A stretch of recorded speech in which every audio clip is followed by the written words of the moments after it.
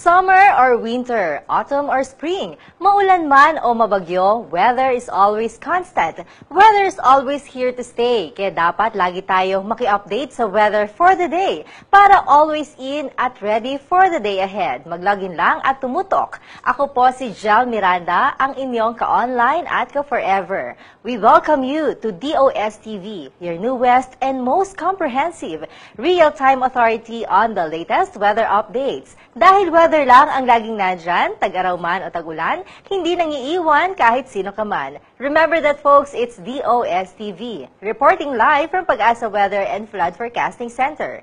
Ang DOS-TV ay mapapanood ninyo Mondays to Fridays, 11 a.m. to 12 noon, dito lang sa www.dostv.ph.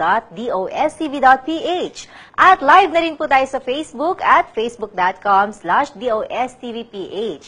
Kaya makisabay na rin sa live streaming namin. For today's episode, makakausap po natin ang isang astronomer. Level up na ang DOS-TV dahil hanggang kalawakan na ang sakop natin. Abangan ang isa na naming interesting at informative na diskusyon mamaya. And to start things rolling, heto ng ating Pag-asa correspondent, Mr. Benison Estareja. Sir Benison, kumusta po ang magiging lagay ng panahon?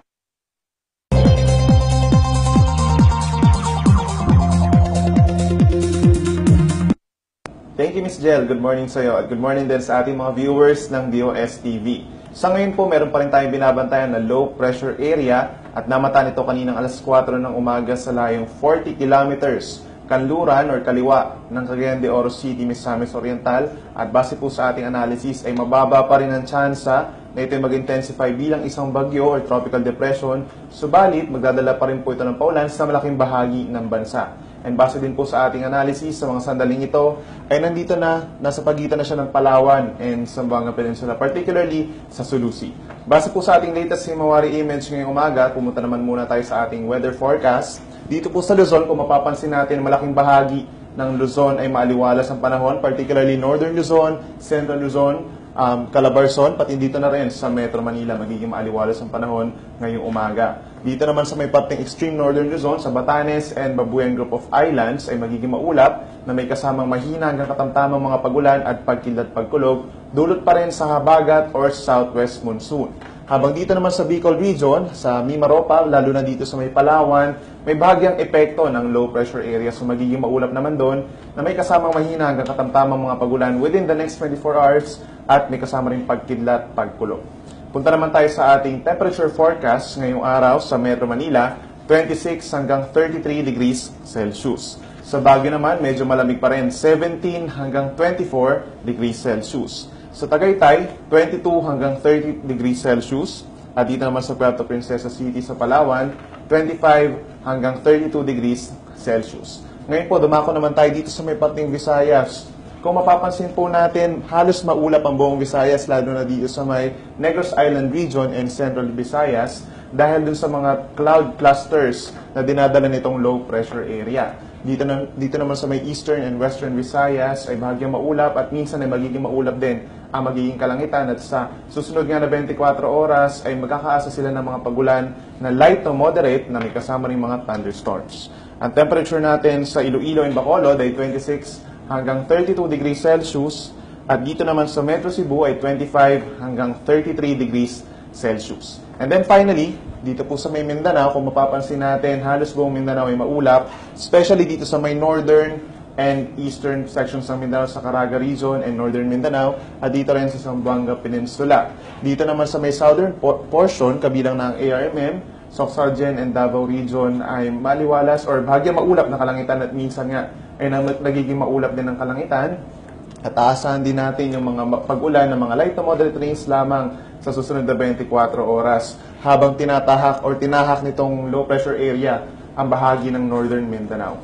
Ang temperature natin sa Metro Davao ay 25 hanggang 32 degrees Celsius, habang sa Zamboanga City naman, ganun din, 25 hanggang 32 degrees Celsius. Sa ngayon po, wala naman tayong gale warning, ibig sabihin, pwede naman po maglayag ang ating mga kababayan na nangingisda at maging yung may maliliit na sasakyang pandagat sa aninmang baybayin sa ating bansa. Pero pinag-iingat pa rin po natin yung ating mga kababayan sa mga pag-ulan dito sa mga baybayin sa Visayas, Mindanao, and Palawan.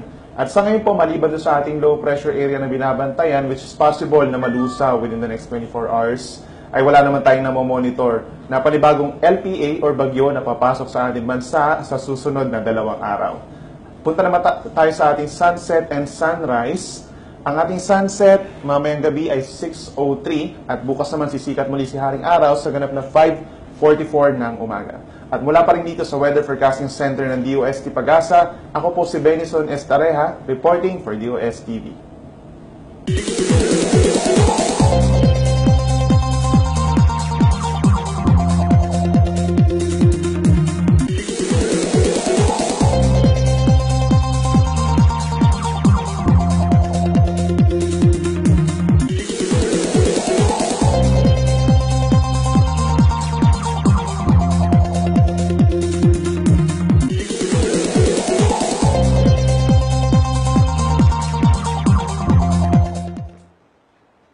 And for an exclusive content na dito nyo lang sa DOS TV makikita, here's Mr. Richard Orendain for our flood and water level advisory.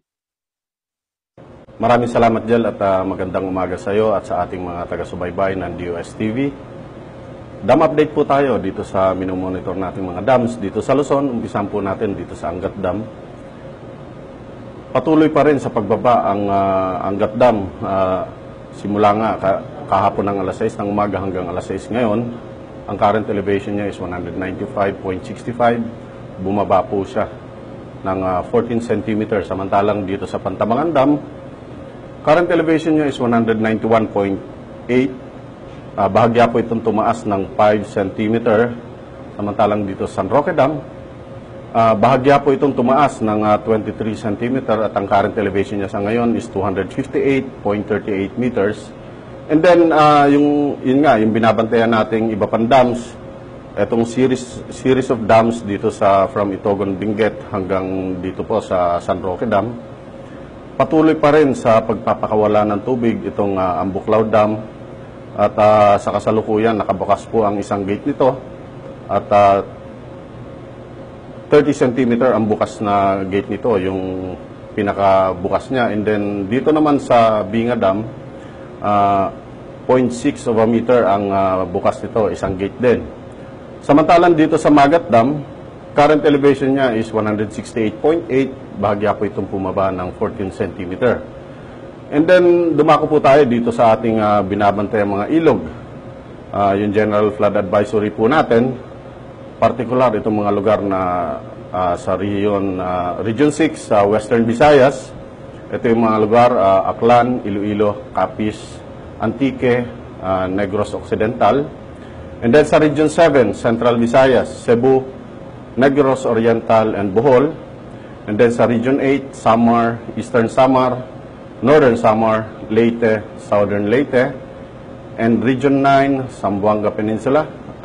Ito yung mga lugar, Zamboanga Sibugay, Zamboanga del Norte, and Zamboanga del Sur.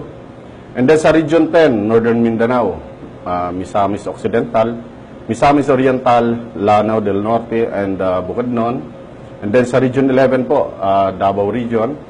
Ito yung Davao Oriental, Davao del Norte, Davao del Sur, and Compostela Valley. And then Region 12, North Cotabato, South Cotabato, Sultan Kudarat, and Sarangani.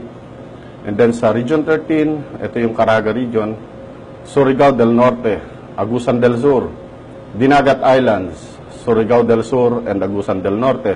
So pinapayon po natin ang mga kababayan natin nakatira sa ilog at malapit po sa bulubundukin na maging alerto po sa posibleng landslide at flash flood. So mula pa rin dito sa Pag-asa Flood Forecasting Center, Richard Orendain nag-uulat. Ano kaya mga bagong proyekto ang hatid ng DOST para sa mamamayang Pilipino? Alamin dito sa DOST TV Flash Report.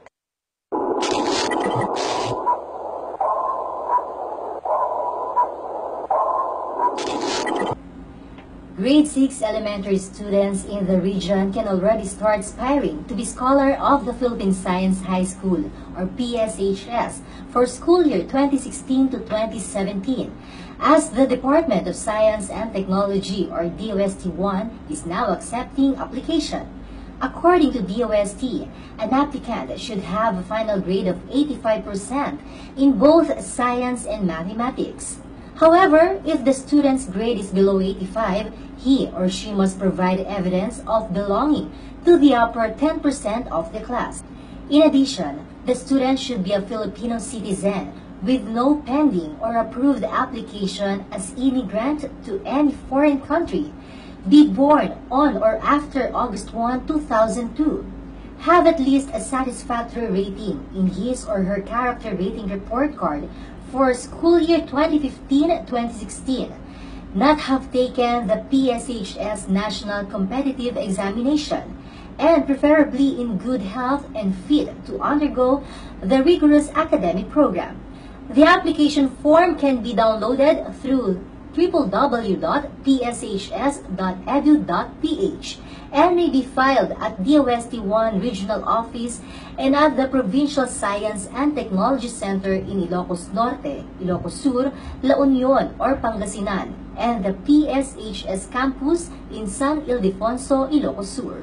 The agency also noted that the examination permit will be issued to the applicants upon completion of all the documents by the campus where the application was processed. Deadline for filing of application will be September 2, 2016. The date of examination will be on October 22, 2016. The Philippines, through the Department of Science and Technology, Food and Nutrition Research Institute, hosted the APEC workshop on strategies to address non-communicable diseases through science, technology, and innovation. Nutrigenomics approach last June 15 to 16, 2016 at the Alvista Hotel. The workshop is part of the commitment of DOST and FNRI for the Policy Partnership in Science, Technology, and Innovation Forum of the Asia-Pacific Economic Cooperation, or APEC. The workshop served as platform for participants from APEC countries to discuss the current situation, challenges, and advancements in nutritional genomics to address the increasing incidence of non-communicable diseases, or NCDs, in the APEC region. Representatives from APEC economies, namely Philippines, Russian Federation, Chile, Japan, Malaysia, Mexico, Indonesia, Australia, New Zealand, Canada, China, United States of America, Vietnam, and guest economy Switzerland participated in the event. Former DOST Secretary Mario Montejo emphasized the timeliness of the workshop as the search for knowledge regarding healthy and adequate food has increased in the last decades. He explained that nutrigenomics was created to assess the interaction between genes and nutrients.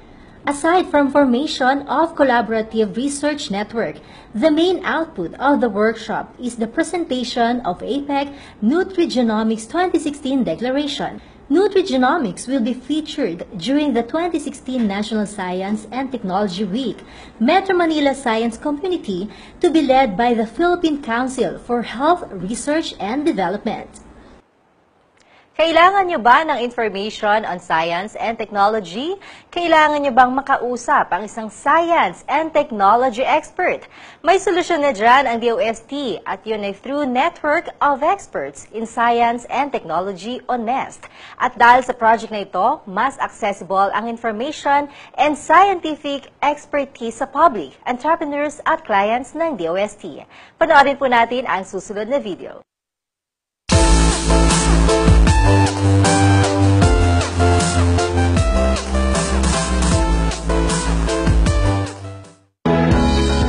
Are you an entrepreneur looking for technologies to improve your product quality or seeking advice on how to enhance your productivity? Are you a farmer or a fish pond operator interested in having bigger yield or harvest? Are you a worker in need of support to address the various S&T concerns in your organization? Are you a researcher searching for expert advice or even a partner in your research undertaking? Or a student craving for scientific knowledge? Or an S&T expert eager to share your knowledge and expertise? Whoever you are, wherever you are, if you're looking for answers online or even on-site, you'll find what you need in the NEST. The Network of Experts in Science and Technology, or NEST, is your online portal to an interactive community of Filipino S&T experts, as well as your gateway to a vast compilation of knowledge holdings. Our nationwide pool of S&T experts are ready to provide technical advice and consultancy services to Filipinos anywhere they are in the Philippines or even abroad.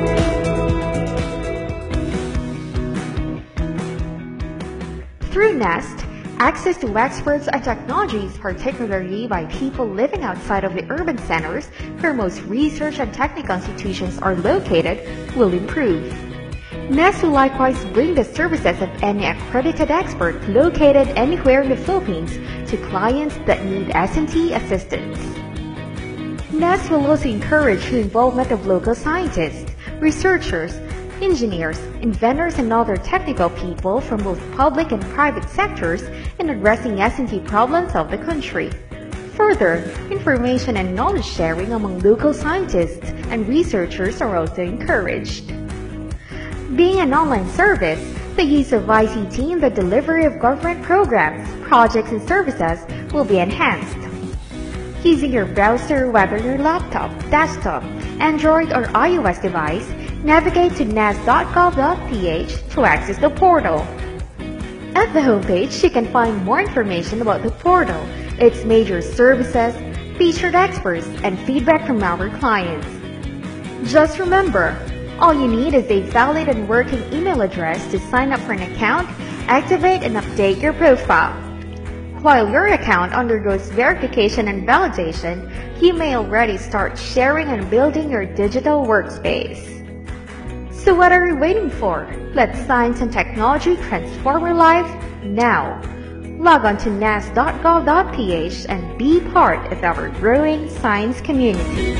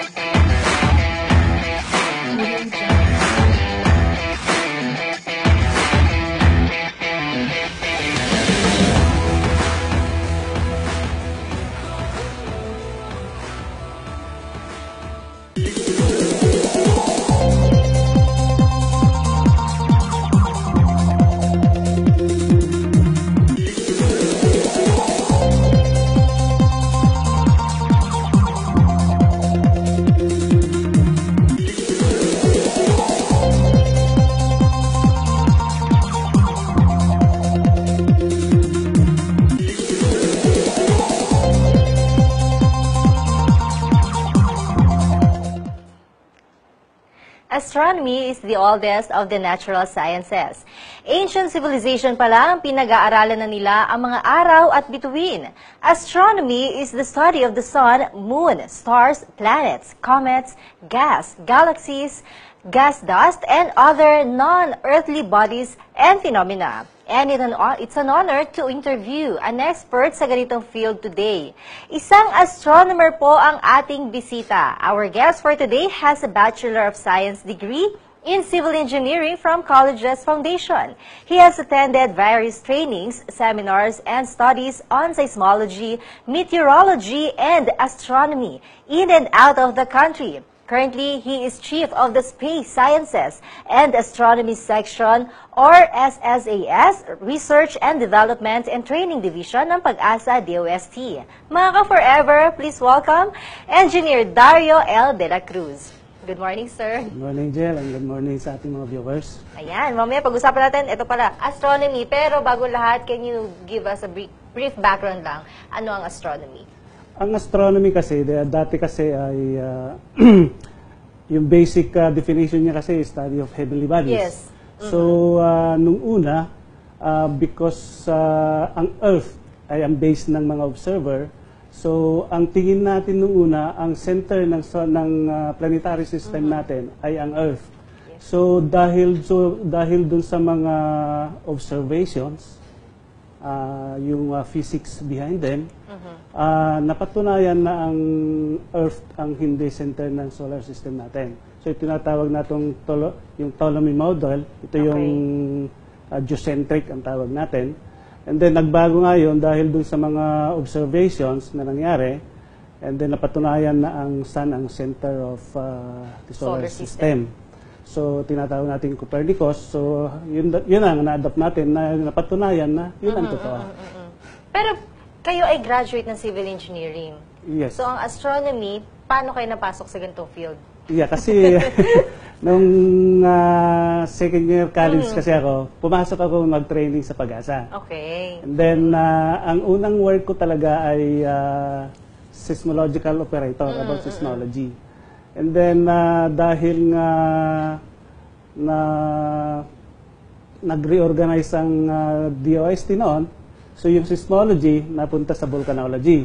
So, ang naiwan ngayon dito sa isang division noon ay seismology in astronomy, ang naiwan ay astronomy. So, hindi ako nasama actually dun sa volcanology. So naiwan kayo? Naiwan ako.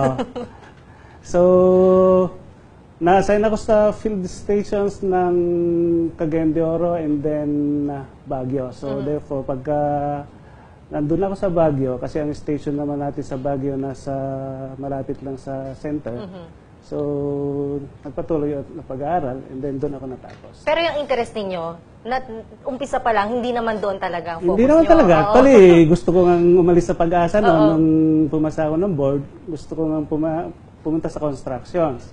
Pero may mga year na parang lull ang construction noon. So, nag-stick ako sa Pag-asa. And then medyo maganda naman yung science na napasukan ko. So, interest na ako doon. Nag-stick na ako sa Pag-asa. Tuloy-tuloy na, di ba? Pero mahirap po ba maging isang astronomer? Sa mahirap kasi mostly ang trabaho mo ay nighttime.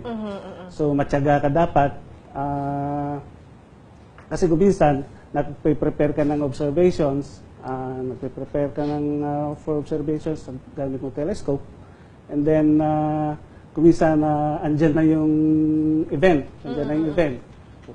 Biglang magka-cloudy, so magaganyan. Nawawala yung interest mo ng observation, nawala. So, mga ganung bagay. Pero kung passion mo talagang sa astronomy, maganda ang sa field ng astronomy. Kasi nga, yung development ng astronomy, nag-umpisa ka nga sa observation ng mga ang gamit lang nila ay mga butas sa mga cave, mga batong pinatayo, kung paano inoobserbahan yung isang object tulad ng ang umpisa natin ay sa sun kasi yan ang madaling observation na walang gamit naked eye lang. So makikita mo na bakit ang sun ay pabago-bago yung kanyang rising. Dati dito lang sa east, bakit gumagalaw? Yun ang ginagawa naman ng mga sinaunang katutubo observers, yung mga mahilig sa kung pinag-aaralan nila kung bakit. So napatunayan nila na ang dahilan nga pala, kasi nga dahil nga kunwari, naglagay nga sila ng isang butas and then yung light pumapasok dyan. So during noon time, minamarkahan nila yon. And then the following, yung successive days, bakit hindi parating nakikita yung point na yun na ito yung tinutumbok niya? Nagbabago. So doon nag-uumpisa yung keen observer na mga, ay ganito pala, dahil doon sa physics na yon, nalalaman nila na yun pala ay dahil doon sa tilting natin. So kaya pabago-bago yung ating sunrise, sunset, pagabago yung time and then yung positions. So ganun din sa buwan ang observer, kaya makikita mo yung pinatay yung bato doon sa UK, yung Stone Age, na pag umupo ka doon sa center nun, mauobserbahan mo lang siyang araw na dadaan sa gitna ng bato na eksakto during summer solstice. Yes, Ibig yes. sabihin, ito yung pinakamahabang araw sa isang taon. So, doon ka lang uupo. Ibig sabihin, na-re-record nila ngayon yung cycle na pag after a year, uupo ka ulit doon, eksaktong... Abangan mo ulit yun. Umulit yun. So, doon nag-uumpisa yung proving na 1 year na umikot na bumalik ulit sa position na yun. So, ganun din ang buwan. Mas matagal kasi ang observation ng buwan. So, ang buwan kasi, ganun din, halos ganun din yung style. Kaya lang, mas mahirap kasi yung observation ng buwan. It takes almost 18 years Okay. bago bumalik sa position na yan. Pero sabi nyo nga kanina, iba-iba pa yung pamamaraan before Parang kumbaga mano-mano di ba? Pero ngayon, meron na tayong mga tools and equipments na ginagamit from Pag-asa talaga to monitor this kind of, mga heavenly bodies. Yan. Meron tayo kasi mayroon tayong 45 cm na ano dito sa observatory natin inside the UP Diliman campus. And then may mga accessories nito, mostly yung sa CCD, yung spectrograph, Okay. and then mga kung sa photography, pwede rin yun. So yung mga ginagamit natin. And then may mga portables din tayong mga telescope, ginagamit natin ito sa entertainment ng mga visitors natin dati. Pero ano mas mahirap, sir? Sa gabi mag-observe or sa umaga? Ang observation lang sa umaga is solar observation. So ang mas madali sa araw kasi solar observation, pinoproject lang yung araw na to, tinitingnan natin yung ano bang itsura ng araw. So pag tinitingnan natin yung direct, hindi natin nakikita. Totoo. So ang ginagawa dito, yung observation kasi na nangyari sa solar observation ay yung tinatawag nating sunspots.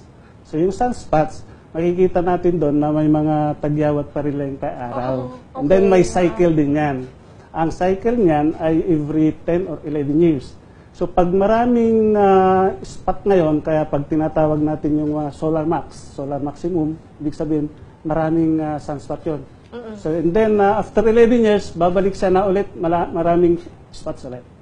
So yan ang tinatawag nilang solar cycle. Pero as of the moment, yung mga equipments na existing ngayon, sakto na yun o meron pa talaga mas magaganda pa? Kumbaga, yung improvement, modernization, para mas makita talaga natin yung kumbaga high level pa. Kasi kung i-compare natin sa ibang bansa tulad ng sa Thailand na lang o kaya sa Japan na, no? Kasi at least napunta rin tayo sa observatory nila, makikita mo yung sa atin kasi consider as small telescope yung 45 cm. Yes. Telescope lang tawag dyan. Ang isang problem kasi sa atin ay yung weather kasi din natin, hindi talaga masyado maganda ang observation dito sa Philippines. Kasi nga, yung sa weather natin. So yung window ng observation natin ay napakaiksi. Okay. Yung summertime lang talaga natin. Kung i-compare nga natin, yung mga gamit natin ay talagang medyo malayo pa sa mga Sa ibang bansa. sa ibang bansa. Oo. So sa modernization, nag-acquire na kami ng proposal na magkaroon tayo ng radio telescope. Kasi ito nababagay dito sa Pilipinas dahil dun sa weather natin. So kung meron tayo nito, pwede na tayong mag-research dun sa kalawakan na kahit cloudy or rainy, nakakatanggap ka ng data. Okay. Hindi tulad dun sa visual, mga telescope, pagka cloudy or rainy season, wala nang observation. Oo. Pero kayo, sir, yung daily, kumbaga yung araw-araw yung buhay, kayo ba talaga lagi kayo nakatutok sa kalangitan, sa kalawakan para mag-observe? Nung nasa observatory ako, ang sa daytime talaga is solar observation. Sa nighttime, may mga may mga observation na nakatuka na kasi doon tulad ng occultations, ganyan, yung study of variable stars. So, ganoon talaga. Pagka gabi, katuka ka talaga, trabaho mo yan eh. So, mag-observe ka, then yung mga observed data mo, kung minsan may mga linkages kasi tayo sa international, pinapadala din natin yung mga data na yan. So for, kasi dati nag-observe ako ng variable star, parang actually research kasi ito, pwedeng research. So ang ibig sabihin ng variable stars, yung star kasi, hindi constant yung kanyang liwanag. So nagbabago siya. Makikita natin na medyo bright siya ngayon, and then magdidim yung mawawala. So, parang nakaka-form ka ng isang sine wave doon sa light. Kasi mostly naman ang studies ng mga objects ay dahil doon sa kanilang binibigay na liwanag. Okay. So, ibig sabihin kayo talaga, nakatutok din kayo yung, kumbaga, ang pag-asa kasi, let's say, ang for weather, daily, nandyan sila to give us forecast kung ano magiging panahon natin ngayon. Pero, sa kabuuan, in general, anong purpose talaga ng astronomy division ng pag-asa? Kasi makikita natin sa pag-asa, yung acronym kasi, A is actually isang yung sa astronomy yun, ano.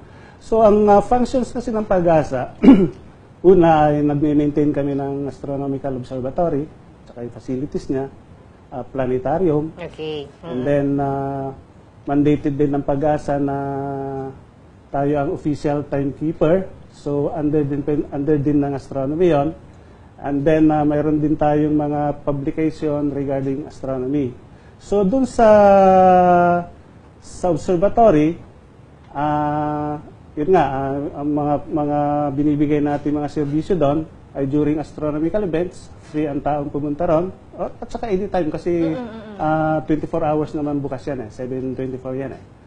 So, yung observation, free, kaya lang pagka dahil nga dun sa commercialization din ng pag-asa, once na gumamit ka kasi ng telescope, nagsisingil tayo ng mga minimal, may fee 25 pesos. Parehas din lang sa planetarium, per head din ay 25 pesos. Hindi naman sama, di ba? Kasi nga, yung ibang nagbibigay ng ganyang mga tour ganyan, ay mas mahal yung iba sa private. Kasi nga, dati nga free talaga. Oo. And then, yung sa publication naman natin, ito yung mga publication tayo, ginagamit natin mga sunrise, sunset, moonrise, moonset, yung ginagamit na mga ng mga geodetic engineers, galing din sa atin. Okay. And then yung Philippine Astronomical Handbook, mga nakikita natin yung mga activities dito ng mga astronomical events, mga planets, mga positions, andi dito. So, ganun din yung gagawa rin kami ng yung tinatawag nating Star Atlas or Star Map. Ito yung guide ng mga bagong mga observer na gustong matuto kung ano ba yung positions ng mga stars dyan o constellation. Kasi ginagamit mo ito para at least madali kang makahanap ng mga planeta. Saan ba makikita itong ganito sa langit? So yun parang landmark natin na point mark doon niya na constellation na to, andi dito yung planetang ganito or yung mga andi dito yung mga asteroids na ganito kalaki. So, yun ang gamit nun para at least malaman mo kung saan ka titingin. Okay. Very interesting talaga, sir, no? Pero sa atin, kumbaga, anong bearing niya sa pang-araw-araw nating life? Bakit kailangan talaga natin pag-aralan ng ang sun, ang mga bituin, hindi ba? Ano na ito, sir? Kasi kung kunwari nga sa araw, kasi yun actually daily life na ginagamit natin eh. So, saan ba galing yung mga sa calendar? Galing sa astronomy. Okay. So, galing sila lahat dyan. Yung tulad nga pag-aaral ng mga bituin. Dati kasi hindi pa tayo high-tech, ginagamit yan ng mga navigation sa mga ships.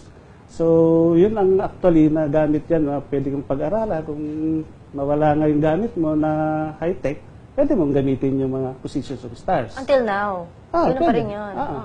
Okay. So yung iba nga, di ba, halimbawa, uulan daw kapag wala ng mga bituin. Tama ba yun, sir? Posible. Kasi nga, Kapag walang bituin, ibig sabihin, makapal yung ulap. Okay. Wala kang nakikita. So, tama yung kasabihan na yun eh. Kaya lang, hindi sigurado kung uulan ba o hindi. Depende sa clouds na nakatakip sa kanila.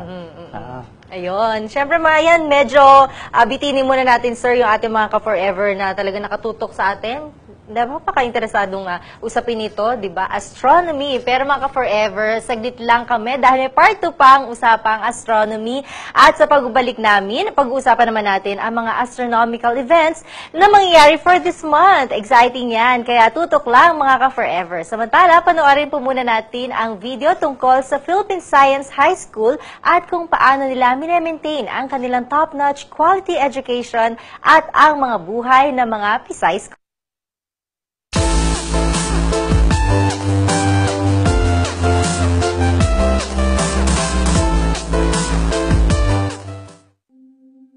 The most challenging part of being a Pisay student is the high standards. From the very first day of classes, you have your teachers telling you that you're the cream of the crop, you're the best of the best. When you start to fail, that's how you learn. If you're perfect at everything, you'll never really grow. Entering Philippine Science, I've discovered that there are so much more important things in life. My ultimate goal in life is to really serve the Filipino people. I guess the most challenging part about being Pisay is the fact that all the workload might seem so much stress, but it's actually not that difficult. After that first day, I've gotten used to the environment somehow, and I learned to love it eventually. Well, the thing about Pisay is that regardless of who you are, regardless of what your personality is, everybody will give you the opportunity to make yourself better, to improve yourself.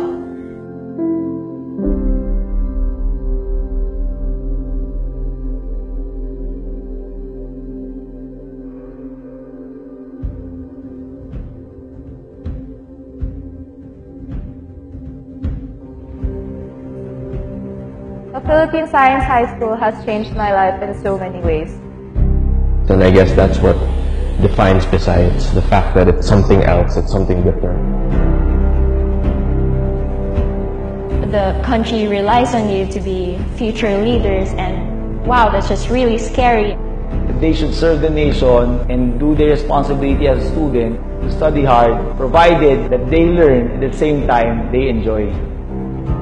Teaching the gifted is a challenging task. You always push yourself to the limits.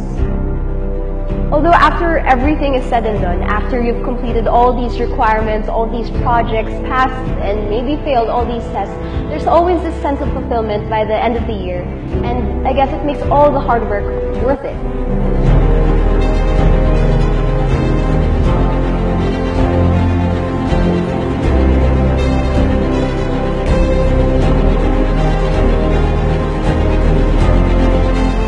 We can actually do this. We can actually overcome these challenges and be great.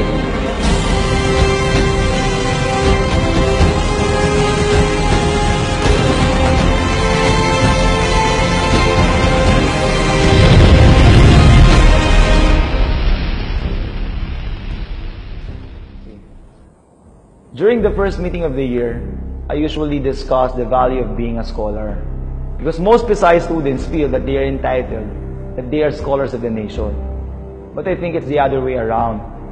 That they should serve the nation and do their responsibility as a student to study hard and to do well in academics, provided that they learn at the same time they enjoy. My favorite classroom activities would have to be when our teachers make us play games in class. They give us these games so that we can learn the lesson, but in a fun way and in a way that everyone will understand. Teaching the gifted is a challenging task. You always push yourself to the limits. To sum it up, Pisay made me more game to do things, more willing to go out and just experience as much as I can. My best experience as a PSHS scholar was when they sent me to Taiwan to participate in an international science fair. It was really interesting to talk to all the different people from all over the world with different projects and different backgrounds, and I really learned a lot from them. Pisay taught me that not everything is gonna be easy, not everything is gonna be laid out to you. You have to work hard for it, and also you have to learn from your mistakes. For one, students have a limitless potential. Failing students are part and parcels of a teacher's experience. We try to get to understand the reasons behind their failures. We never give up on them. Student-teacher relationships here in Pasay is very casual. You can talk to them about anything and everything, not just about academics. Philippine Science has taught me what is really important in life, which is serving and finding your purpose and moving and acting because of that purpose. This school offers a lot of possibilities for your future. It's just a really good place to spend your high school years. I am a scholar. I'm a scholar. I am a scholar. I am a scholar. Scholar. Scholar. I'm a scholar of Philippine Science. The Philippine Science. Philippine Science. I am a scholar of Philippine Science High School. I am a scholar of Philippine Science High School. Philippine Science High School. Science High School. I'm a scholar of Philippine Science High School.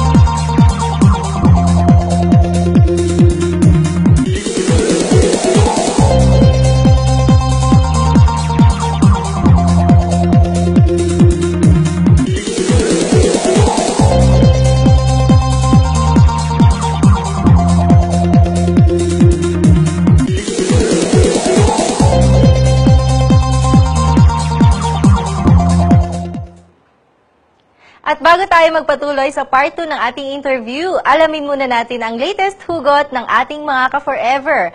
Pampa-smile, pampa-good vibes, pampaligaya sa umaga. Ito ng ating mga nakalap na hugot panahon dito lang sa What's the Weather with You.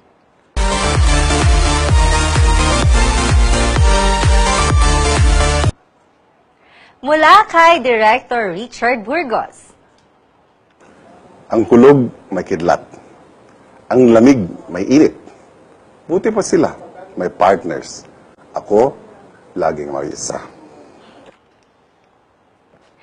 Ayan, wala naman tayo kay Ma'am Sansu Abada. Ang pag-ibig mo ay parang buhawi. Sobrang bihira. Grabe ka! O diba, katulad ng weather, love is constant, kaya sa ayaw man natin o gusto, love and hugot is here to stay. Kapag hindi ka humugot, hindi ka in. Kaya naman mga forever, ilabas nyo na ang mga tablets, smartphones at online devices. Sa hashtag hugot panahon, sumayaw, kumanta, tumula, maging makata. Maghugot na para next time, kayo naman ang kasama namin dito sa What's the Weather with You.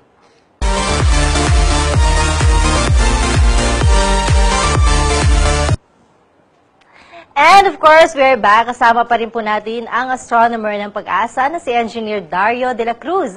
Kanina ay na-discuss natin ang tungkol sa astronomy at ang role ng space sciences and astronomy section sa pag-aaral ng ating kalawakan. Ngayon naman ay alamin pa natin ang mga nakakamanghang activities ng astronomy.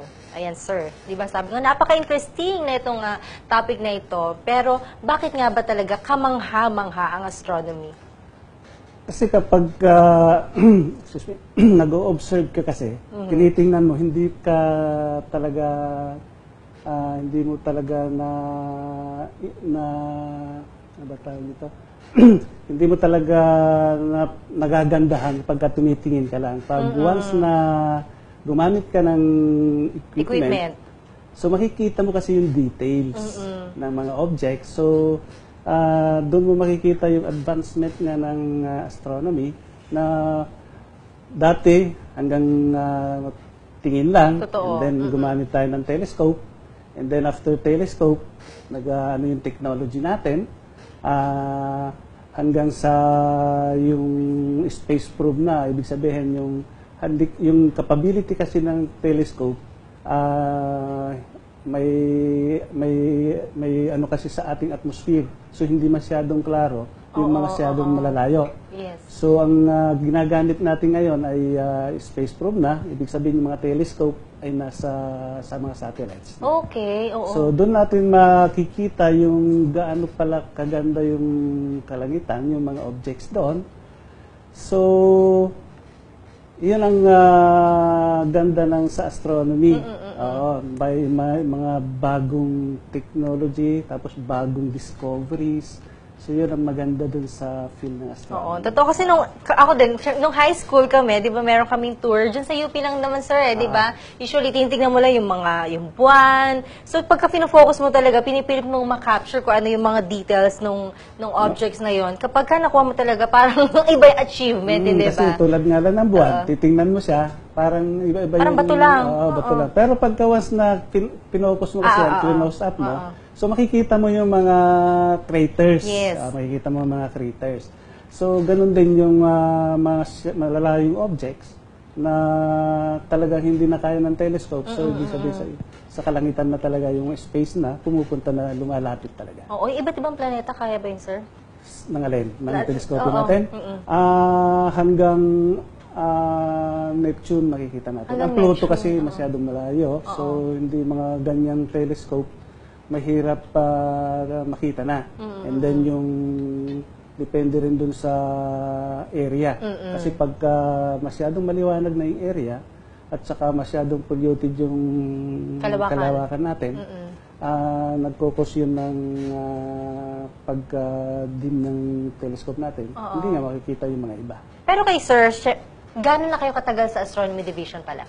Sa Astronomy Division, 1985 pa ako nag-umpisa sa astronomy. 1977 ako na-in sa Pag-asa. Sa Pag-asa, oo. Napunta ko sa astronomy, pero magkasama kasi dati ang astronomy at saka seismology. Yes, oo. So, nung napunta na ako dito sa Maynila, napunta na ako sa astronomy. So, doon nag-umpisa yung trabaho ko sa astronomy. Kaya nga first assignment ko sa astronomy, gumawa ako ng star map. Okay, ano itong star map? Ang star map ay ito'y ba mga newcomers sa astronomy na gustong mag-stargazing or ano.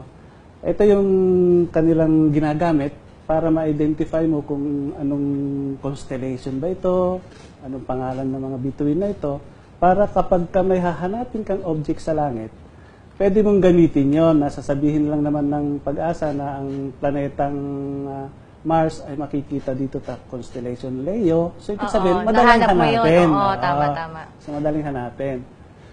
So, mga ganon. So, nagkakandak din kami ng mga observations na free at saka yung stargazing.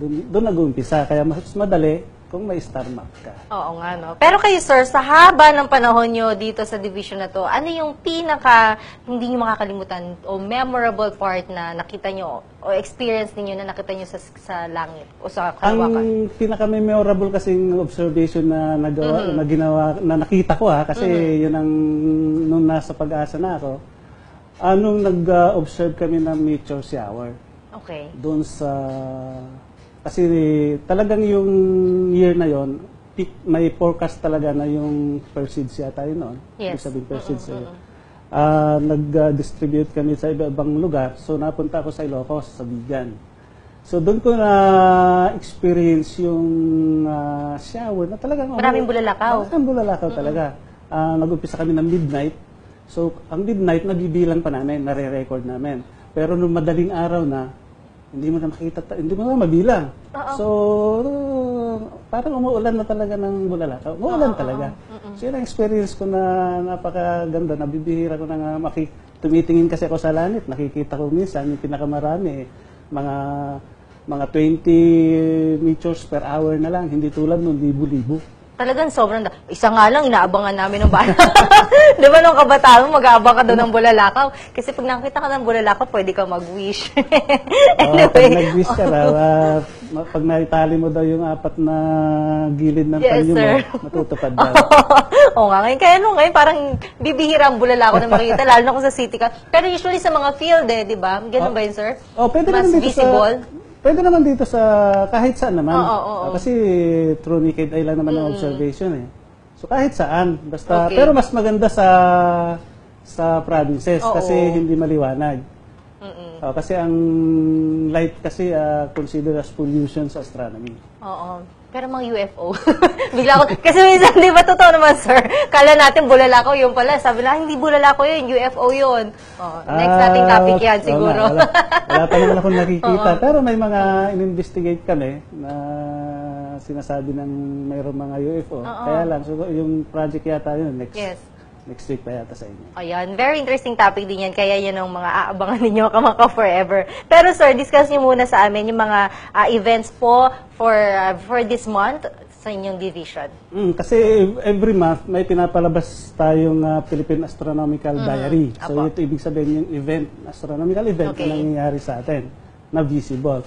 So ang una kasi yung September meron tayong annular eclipse. Kaya lang hindi naman visible dito sa atin sa may bandang Africa. So pagka sinabi natin kasi annular eclipse, ito yung may 4 kasing klase ng solar eclipse. Partial, total, annular, and may tinatawag pa silang hybrid. Okay. So pagka itong annular, ibig sabihin ng annular kasi is fire of ring, parang yung singsing na maliwanag lang sa gilid pag tinignan mo yung araw. Dahil kasi yung shadow ng moon, hindi niya totally natakpan yung surface ng sun. Dahil medyo malayo, hindi siya tumama sa eksaktong lupa. So, yun ang dahilan. Yan yung ring effect. Yeah. Ganyan, pero mas maliwanag pa. Kasi ito, actually, itong kuha na ito ay sa total solar eclipse, diamond effect yan Yung sa total so, actual footage yan, sir? Yung pinapunta kasi natin yung dalawang kasama natin sa Indonesia. Okay. So, ito yung mga footages nila nakuha. Total solar eclipse yan. Oo, napakaganda. And then, yung sinasabi nyo kanina, you have... Yung annular. So, ibig sabihin, yung mangyayari doon, maliwanag yung gilid. Paligid. Tapos maitim yung gitna. So makikita mo yung araw na ibig sabihin nun ay hindi totally covered. Pero gaano kalaki yung percentage na covered lang? Depende. Kasi kung minsan, depende kasi yung distance. Kung yung dark shadow na tinatawag natin yung umbra, ay tumama dun sa, naka-align kasi yan. Pag tumama, pag hindi totally covered, mostly naman, sabihin natin mga 90%. So ibig sabihin, maliwanag pa rin yung gilid nun. Yung tinatawag nating annular. Okay. Pagka naman yung, kasi yung partial at saka total, ay madali naman intindihan. Pero yung hybrid, may tinatawag kasi tayong hybrid, yung ibig sabihin, visible siya as, yung ibang observer, nakikita nila as total solar eclipse, total. Pero yung iba, nakikita nila as annular. So, tinatawag nilang hybrid yun. Dahil siguro yung ibang altitude ng ibang places, mas mataas. So, ibig sabihin, mas mataas ka, totally yung distance mo ay parang medyo lumapit. Kaya nakukonsider siyang total. Okay. Pero sa mas mga ibang area, as partial or annular. Yung iba naman, mostly yung medyo malalapit sa total eclipse, ma-observe nila is partial lang talaga. So tulad na nangyayari doon sa Indonesia na total eclipse noong March, nakarang taon, as partial dito sa atin. Ayun. So other activities, sir, for this month? Ang other activities natin ay meron din tayong lunar eclipse sa September 17. Okay. So ito ay tinatawag nating penumbral eclipse. Penumbral? Kasi ano naman sir? May mga klase rin kasi ng lunar eclipses. Partial, total, at saka penumbral. So it is penumbral. Ang penumbral kasi ay dumadaan lang dun sa may lighter shadow. Kumbaga, ito yung dark shadow, mayroong lighter shadow dun sa gilid niya. So yung buwan, doon lang dadaan doon sa lighter shadow. So, hindi masyadong spectacular na pagka titingnan mo ito. magiging yellowish lang siya ng konti. Okay. Hindi mo makikita na may uka-uka siya na gano'n. Makikita mo lang yung color lang difference. Magbabago lang siya ng konti yung sa kulay. So, pero yung maganda. shape? Hindi, gano'n pa rin yung shape. Ganun pa rin ang shape. Tapos nakikita mo yung buwan, bilog. Yes. So, makikita mo yan, gradually, nagbabago yung kulay niyang konti. Kaya lang, pag hindi ka keen observer, hindi mo mapapansin. Kaya hindi masyadong spectacular na ating na nito. So, mostly ang ginagawa namin dito, kinukumpare namin yung sa kinukuha namin full moon, and then kumukuha kami ng footages ng pinombral na yan, kinukumpare namin, kaya makikita mo yung difference. So, September 17 ito. Paano kung umulan, sir? Wala. Walang chance talaga, no? Ano naman yung tinatawag na autumnal equinox? Equinoxes, ibig sabihin kasi ng equinoxes, equal, actually yan, equal day, equal night. Kasi marami kasing nag-ano na, bakit hindi naman equal day, equal night? Ang nito, yung equinoxes ay equal day, equal night. Ang definition kasi na iba na pinakamadaling intindihin, sa equator lang. Okay. Sa equator. Pagka sinasabi kasi natin yung autumnal equinox, ibig sabihin yung point of kasi masyadong technical kasi dapat kasi may yung ecliptic, yung ibig sabihin ecliptic yung imaginary path ng sun. Pero actually, tayo gumagalaw. Kaya lang, dahil tayo observer, ang araw natin nakikita doon. So, at saka yung celestial equator, tinatawag na equator, doon mag-intersect yun. So, at that position, doon sa point na yon, doon tayo nagkakaroon ng equinoxes. Either autumnal ngayon, kung bakit September, and then vernal naman pagka March. Okay. So, alam kasi ng tao, dito equal day, equal night. Sa katotohanan po, hindi talaga, sa ibang area, hindi. Pagka yung date na yon, September 22, ang mga countries lang na nasa equator, sa 0 degree. Okay. Sa equator lang. Pero sa atin, hindi natin ma-experience yung equal day, equal night. Mas mahaba pa rin yung, yata natin yan, yung araw pa sa gabi. Sa gabi, oo. So, from this point, ang mas magandang term na gamitin kasi natin dito ay yung equal amount of sunlight received by northern hemisphere and southern hemisphere. So, ang magkaparehas lang dito ay kung nasa 10 degrees south ka at saka nasa 10 degrees north ka, equal yung makukuha mong sunlight at saka equal din yung time ninyo. So, every latitude on both sides, yun lang ang kaparehas. Kaya sa ibang bansa, di ba, let's say sa Europe, sa Norway, ganyan talagang may time nga, may araw, may mga period talaga na parang whole day, liwanag lang. Parang kailangan mo na matulog. Kaya ang ginagawa nila, talaga yung bahay nila, nilalagyan nila ng covered or para medyo, at least dumilim mo na yung feeling nila, kailangan oras na ng pagtulog. Kasi mula sa autumnal equinox na yan, mag-uumpisa ng hahaba ang gabi natin. Kasi yung position ng sun, mostly na papunta na sa southern side. So, mag-uumpisa na yan doon, na ang gabi natin ay umpisa ng hahaba. So, hanggang, hanggang hanggang March na naman yon. So, pahaba ng gabi natin. So, kaya makikita natin yung mga na malapit sa poles na sila ay almost yung puro night time lang sa kanila. Mula 67.5 degrees hanggang sa pole, puro gabi na yon. Puro gabi na. So, yung mga lower latitudes nila ang konti, maiksi lang yung araw nila. Mga ilang oras lang. Ayun. Totoo daw ba, sir, na may daraan daw na asteroids at delikado daw po ba yun? Parati namang may dumadawang asteroids. Ang problema kasi natin dito, pagka yung bago pa yung asteroids, hindi pa na-establish yung kanyang orbit. Okay. So, hindi natin alam kung tatama ba sa atin o hindi. Pero yung mga bago na wala pa sa database, ibig sabihin makikita mo, mabubulaga lang natin na makikita ng mga observers, may asteroids. Yes. O kung ilang araw na lang na kung tatama, so yun ang hindi natin alam. So possible na mayroon may tumatama talaga. Kaya lang yung mga tumatama pang ngayon ay maliliit. Pero anong effect nyon? Baka depende sa laki ng tatama. Pag tumama sa atin ay malaki, so parang mga atomic bomb ng equivalent yan. Kapag masyadong, kung minsan global na yung effect niyan. Depende sa laki.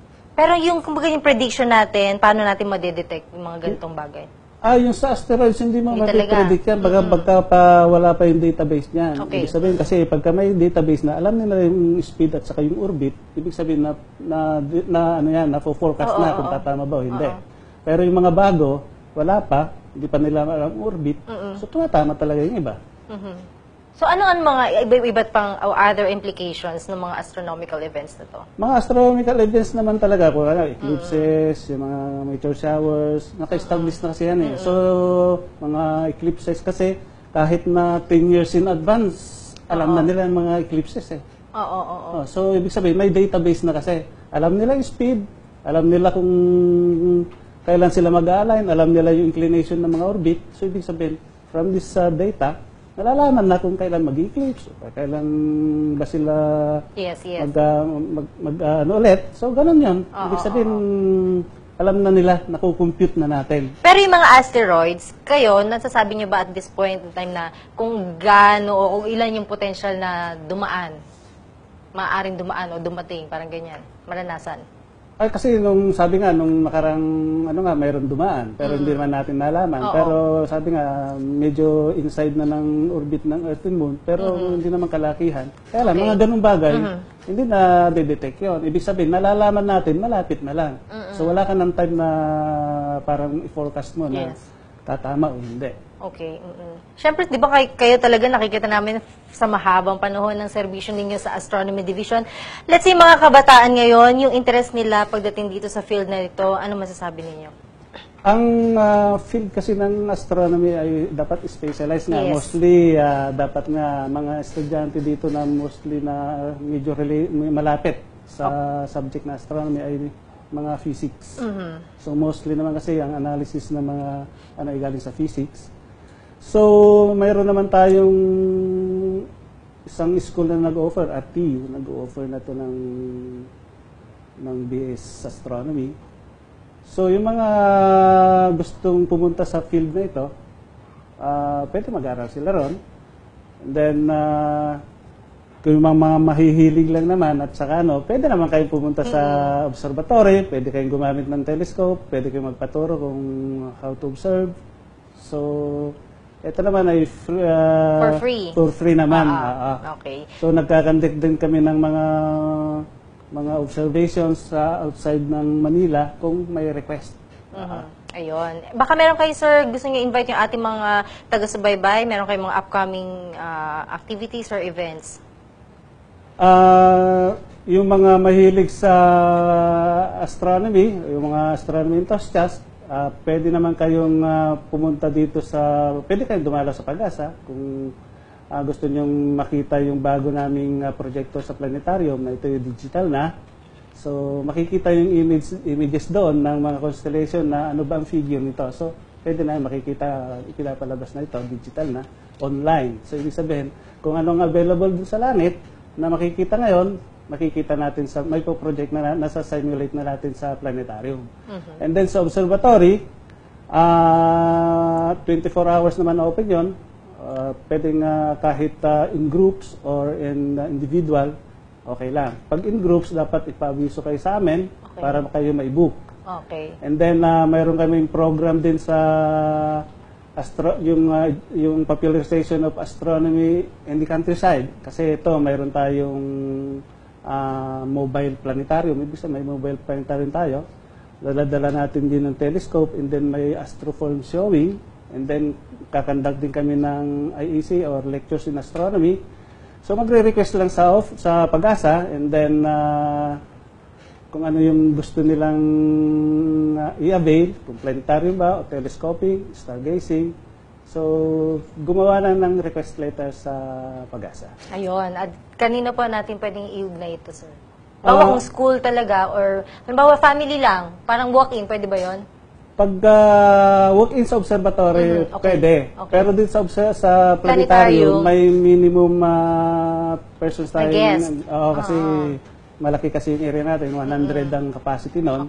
So, may minimum tayong tinatanggap 20. Kung hindi man sila pwede na mag-ano ng 20, pwede silang, yung mga naka-schedule, pwede namin silang isama doon na kapag walang 100, doon namin sila isinasama. Ayun, mas maganda talaga, group na kayo, lalo na kayo mga estudyante talaga, no? Ang lapit-lapit lang, dito lang sa planetarium, dito sa May Pag-asa. Tama ba, sir? May website din naman tayo na pwede rin siguro makipag-ugnayan yung ating mga kaibigan. Any final words po dun sa ating mga taga-subaybay, sir? So, mga gustong mag-request nga ng availability ng mga equipment natin, na tayo pupunta sa kanilang area. So, kasi yung iba kasi, mahirap talaga pupunta rito. So, magastos. So, ang ginagawa nga namin dun sa project na yon ay kaya mayroon tayong mobile. Ito, inflatable naman, madali lang. So, in-inflate lang natin ito about 10 minutes and then okay for lectures na and demonstrations. So, dala-dala na rin namin ng telescope for astronomical viewing. And then for stargazing, pwede rin. Kahit na mostly kasi ang mga nagre-request ay magdamagan. So, kami magdamag din nagtatrabaho doon. So, kayo na lumalapit sa kanila? Kasi yan ang, para yung ibang mga estudyante natin na mahilig sa astronomy, maingganyo sila and then kumuha dun sa field na yon, either physics, and then pwedeng pumasok dito sa atin, or kumuha ng mga scholarship palabas, marami naman. Pwede rin. Thank you so much. Maraming salamat po sa inyo, sir. Napaka-interesting ng ating topic, di ba? At sooner, sana, ma-experience natin yan. Gusto ko rin makakita ng mga, mga bituin, di ba? Kasi nakikita lang natin yan sa kalawakan, mga bituin na yan, di ba? Thank you. Maraming salamat po. At maraming estudyante nakatutok sa atin, syempre, at maraming, kumbaga, ito, napaka-interesting na topic talaga. Thank you very much. Ayun, mga ka-forever, of course, nakasama natin si Engineer Dario de la Cruz. At talaga nga naman, nakaka-good vibes ang kanyang profession kasi nga pati langit at mga bituin ay lagi niyang kasama. Salamat din po sa pagpapaunlak niyo dito sa amin sa DOS-TV and we wish you more success, aim higher, and reach for the stars.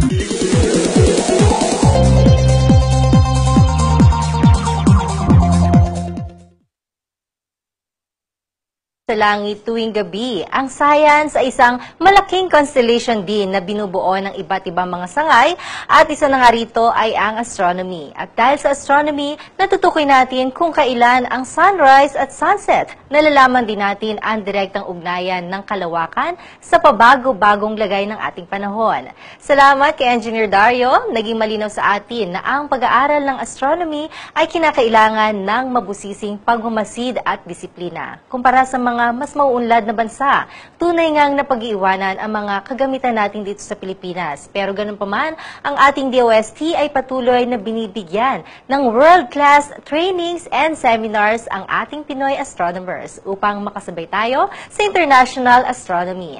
At gaya ng pagtingala sa buwan at mga bituin, hindi masama ang mangarap, basta kaakibat nito ay ang pagmamahal at dedikasyon sa trabaho. And there you have it, mga ka-forever. Tapos na ang astronomy.